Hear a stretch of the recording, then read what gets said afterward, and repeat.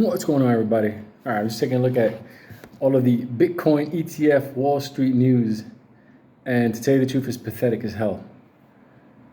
This one was the one U.S. Bitcoin ETFs begin trading in test of investor appetite for crypto. That's not buying crypto. You're buying paper. You're buying paper. Can't even take the crypto out of it. And it's funny because people are like, is it going to pump up Bitcoin? Of course they're going to have to pump it up. That's going to be the Ponzi scheme. The big funds are going to be pumping crypto up in order for them to sell their paper. And then they're going to short their own ETF, and then they're going to dump coin. It's a perfect little corrupt, dark Wall Street world. Unbelievable. Anyway, let me move on to something else I was seeing here. Because I get it in the feed. I got one guy here. He put a video, my XRP predictions by 2025. He says $4, $5, and he talked about the all-time highs, and we'll get back to it.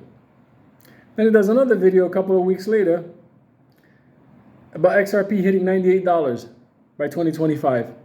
What are these people looking at? Are they smoking crack or something? Because look, I've always been an event-based investor. An event happens, or an event about to happen, that's when I invest. Obviously, the event that happened is the United States started to fuck around, and now they're going to find out when it comes to their US dollar global reserve currency. As you saw, a lot of the oil-producing countries don't want to fuck with the dollar anymore. But it's even more than that.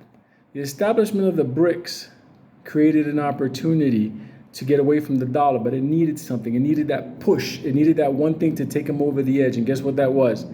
When the United States sanctioned Russia and seized their cash in American banks and said you could no longer move money through us, that showed the entire planet and the world, you can't fuck around with America no more and their dollar.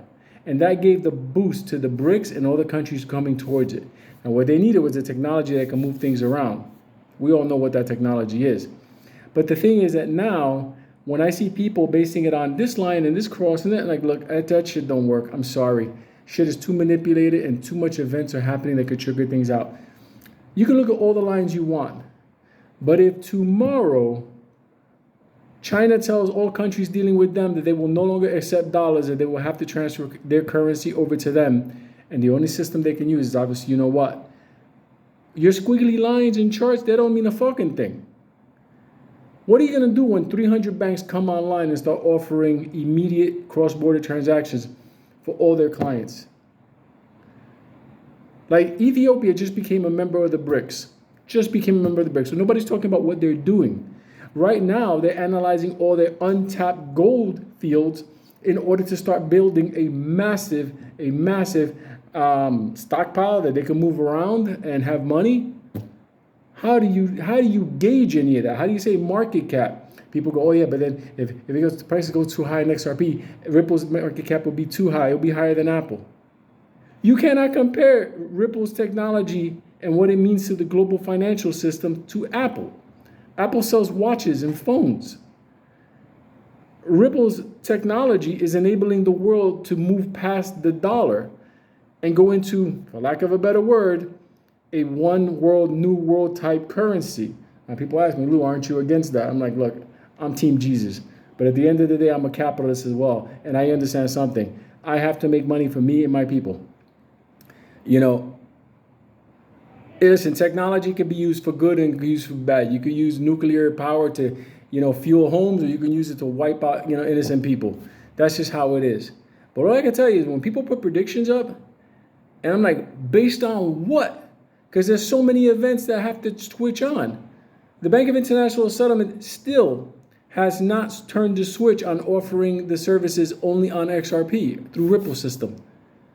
Like, people don't get that. Like, it's just like, when they want to talk about these charts, and these are nice guys, young kid, whatever, I'm like, yo, dog, I can't. That's how they fuck people up.